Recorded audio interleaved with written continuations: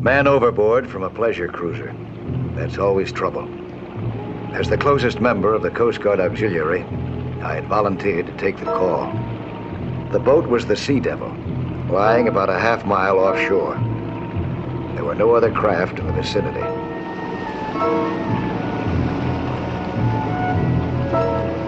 got your message from the Coast Guard. I'm back now, so I'm in the auxiliary. How long's it been? How long? About 5 minutes. More like 10.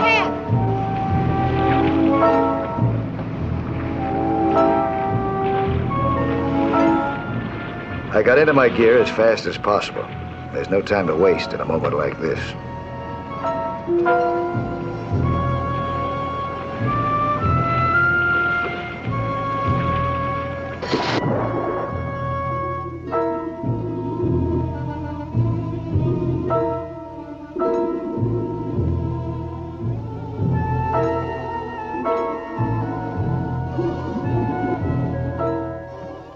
Despite the rough sea topside, it was fairly light below.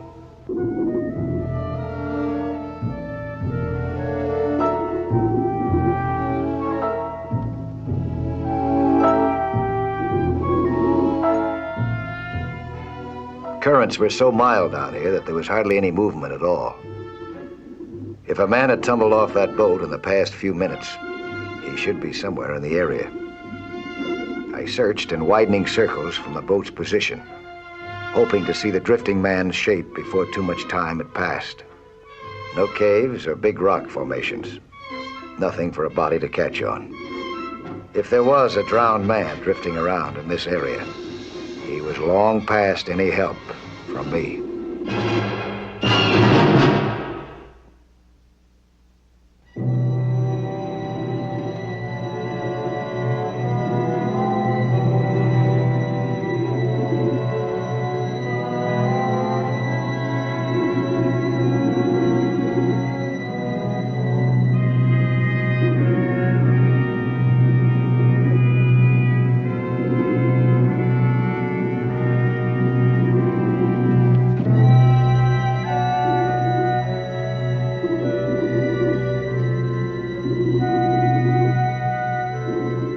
Interesting.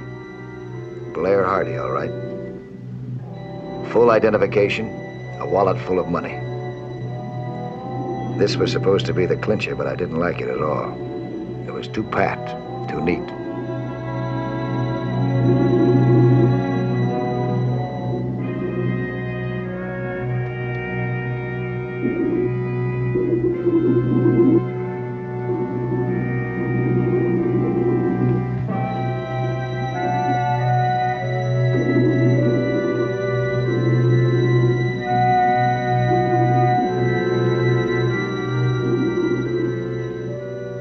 The Sea Devil had a nice clean bottom. I guess that's why I looked at it.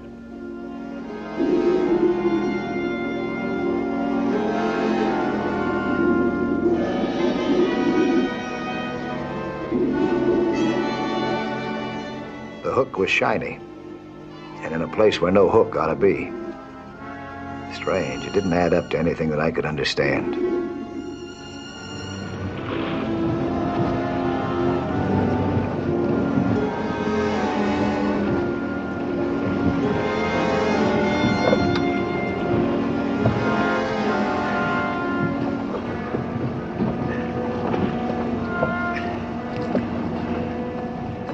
Find him. I mean, is he alive? Well, say something, man. It's a woman's husband. I'm sorry. There's no trace of him. He's dead. I know it. Blair's dead.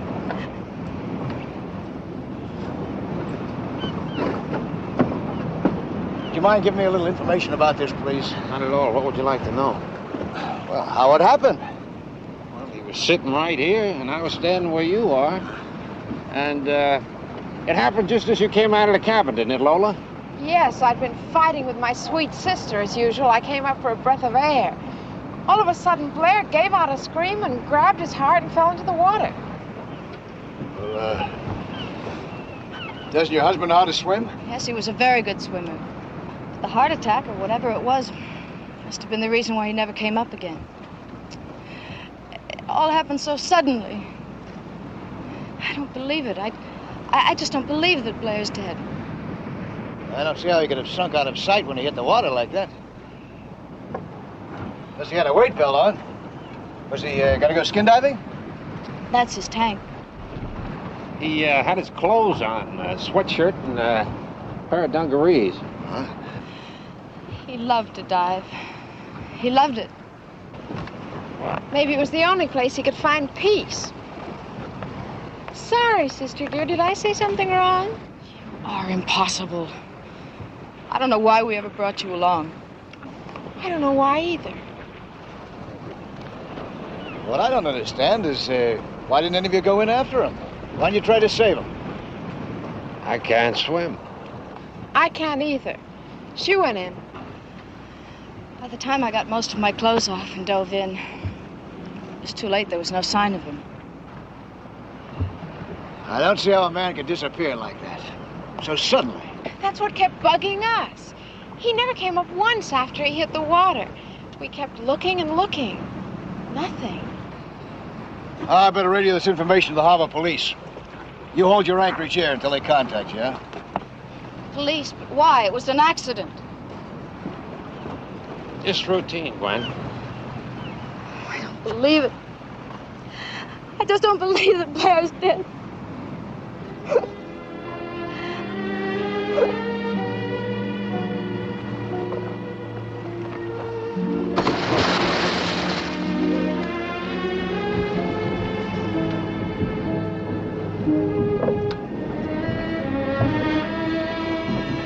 I got all the particulars from my Coast Guard report.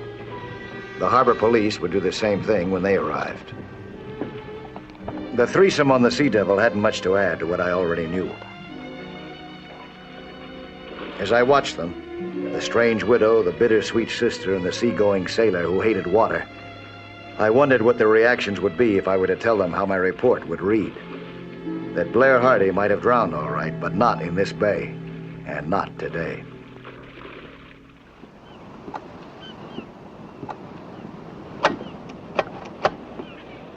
You Mike Nelson, that right, sir? Yeah, that's me. Who are you? My name is George Emerson, Inland Insurance Company. I want some information. Okay. About what? You called the harbor police about a rescue attempt in Button Hook Bay. Uh-huh. A guy by the name of Blair Hardy, supposed to have drowned. 3 people on the boat, no satisfactory answers.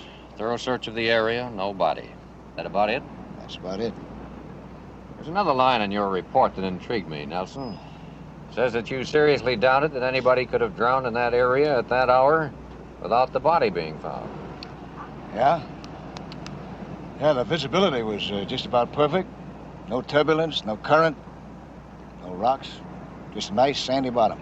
Well, what do you think happened? Do you have any hunch or any theory about this? Yes, I have. What is it? Well, maybe the guy just took a powder. Maybe he wanted to escape from something or somebody. It's happened before, you know. You don't think he's dead, then? I don't know. I searched that area thoroughly. I didn't find any body. I'm a claims adjuster, Nelson. We handle Blair Hardy's insurance. So what you say interests me greatly. How much insurance did he carry? $250,000. Oh, boy, that's a lot of money, huh? Yeah, it's a lot of motive. So now you can see why I was interested in your report. I hope you can help me. Ah. I'd like to offer you a retainer to investigate the case. Well, the harbor police is already working on it. Coast Guard will probably be involved in it. What can I turn up that they can't? If this case is going to be solved, it's going to be solved underwater. You interested? Well, I gotta pay for my boat, don't I? Sure. I had little more to go on than the police at that. Being the first one in the area, then seeing the odd behavior of the Sea Devil trio.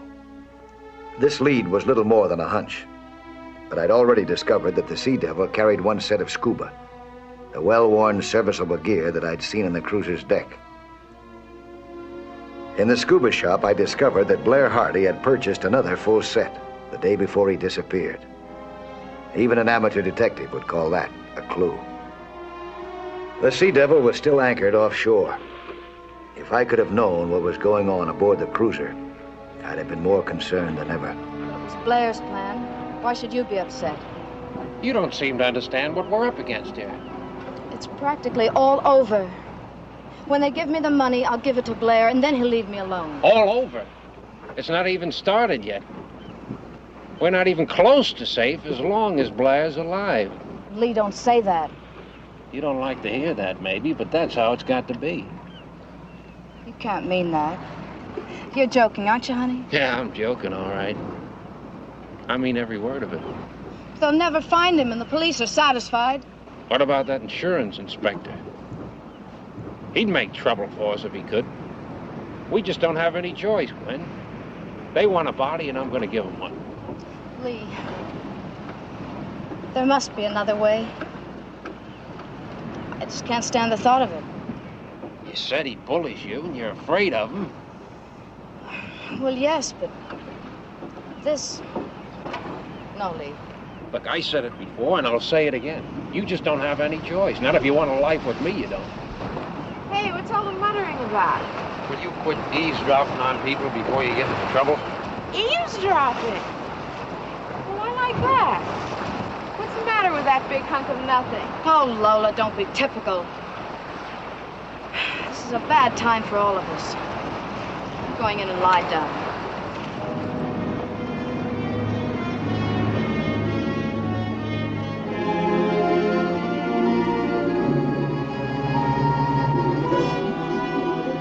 I made another swim out to the Sea Devil on a hunch, and I discovered something very interesting indeed.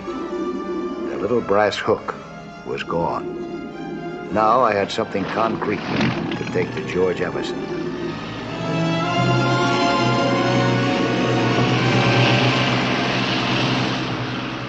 It might have been an accident, but I kept thinking about the drowned man who wasn't drowned, and the little brass hook in the skeg. A nice place to hang a set of scuba gear if a man wanted to fall overboard and not come back.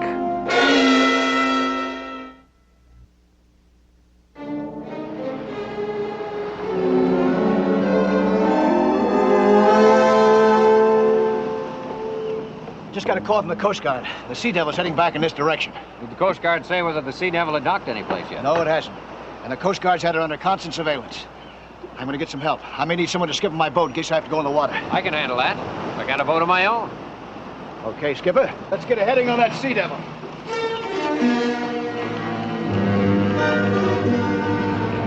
For 2 days now, we've been waiting for the cruiser to return to these waters. This was it. I called my Coast Guard buddies, told them to stay clear so as not to scare them off. They were working their way in toward a bad reef section. Their course confirmed what I'd already guessed. They were headed for Castle Reef. I was sure now that Blair Hardy wasn't dead, only hiding out on the reef. Isn't this dangerous? Full daylight?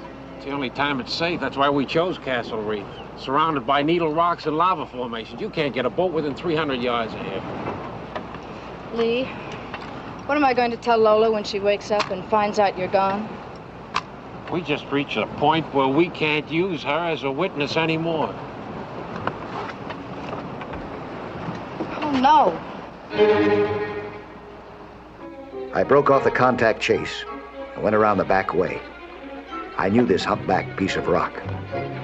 I'd still have to swim a good half mile because there was no anchorage closer.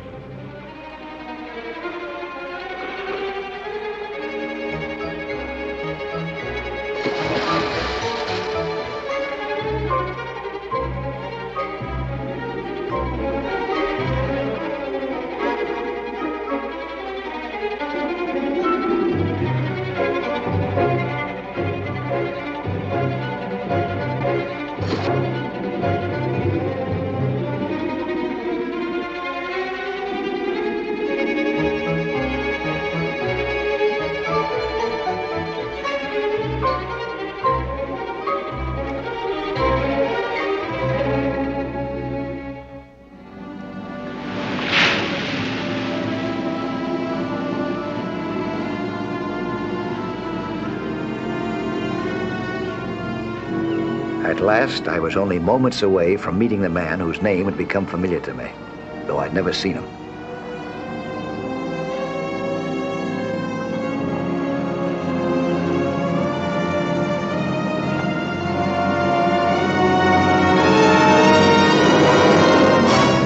Hardy, look out!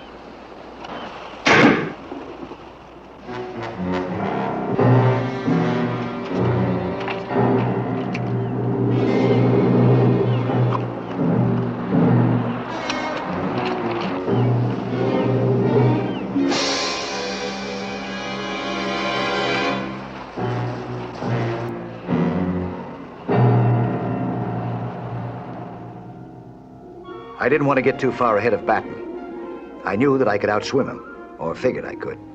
But that would leave Hardy at the man's mercy.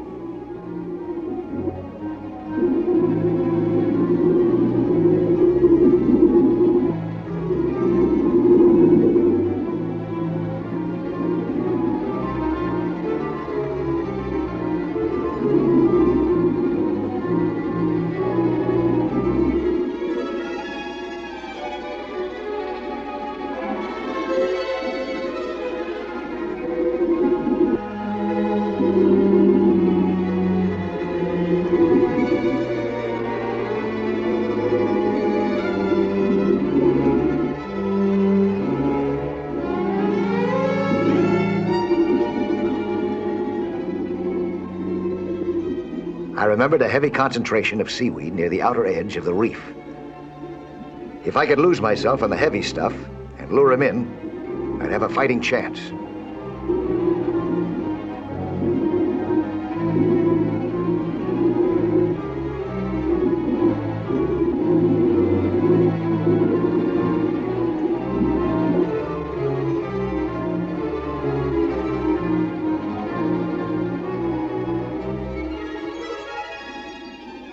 He was close enough to see me now, keep me in view. But if he saw me too well or got too close, well, that spear gun would settle the issue.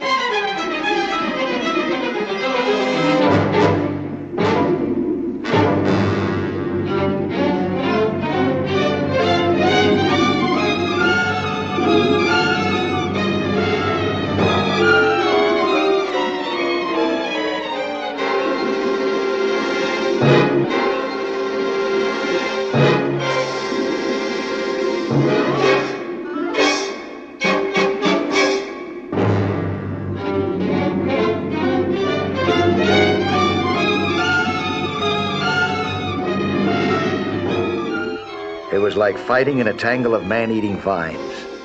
The stuff seemed almost alive, wrapping and holding. It tired us both so badly that neither one of us could fight effectively.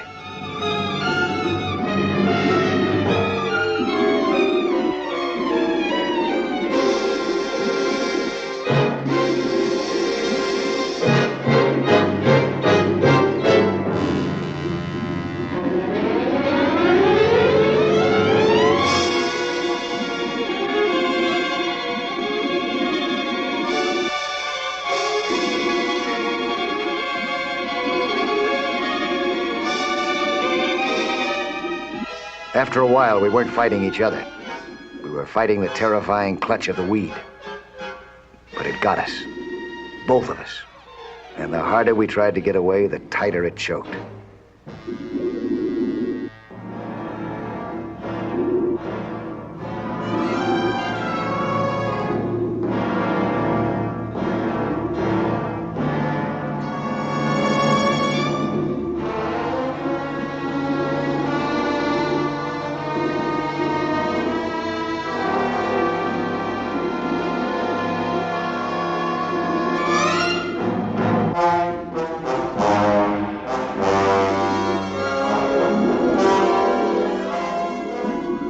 Eight little inches from sweet air. 8 inches from life. And the weed clutching like slimy ropes. My air was going. The surface, so close. Wait now. The idea came slowly while my chest began to burn. I could make a snorkel out of my air hose, push it to the surface and breathe. I cut the hose and got it above the water.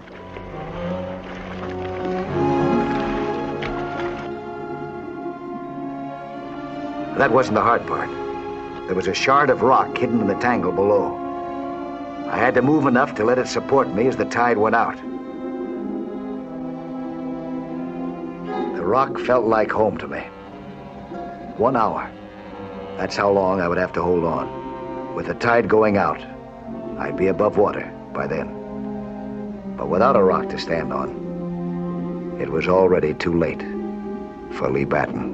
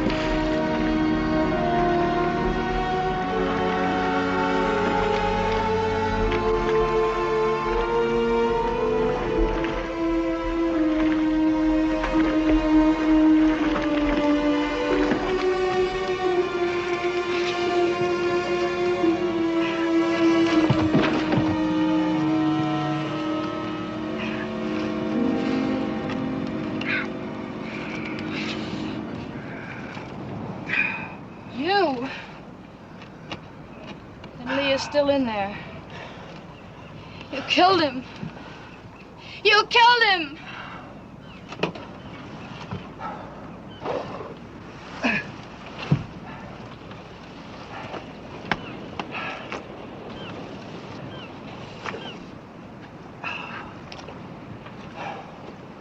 You killed him. You killed Lee!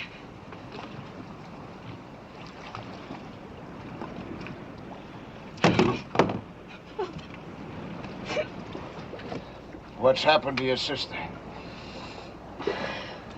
She's all right. She's below, tied up.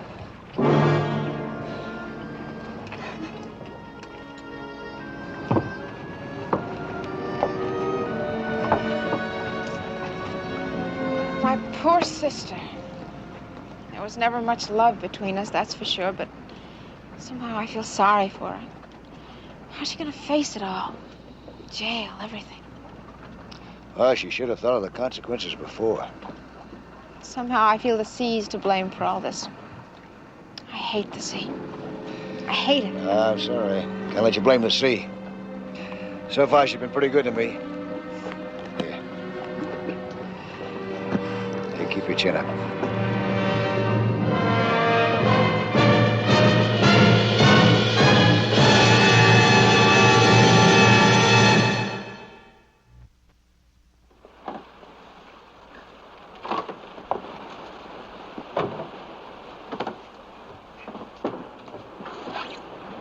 I'll be back next week at the same time with another sea hunt story.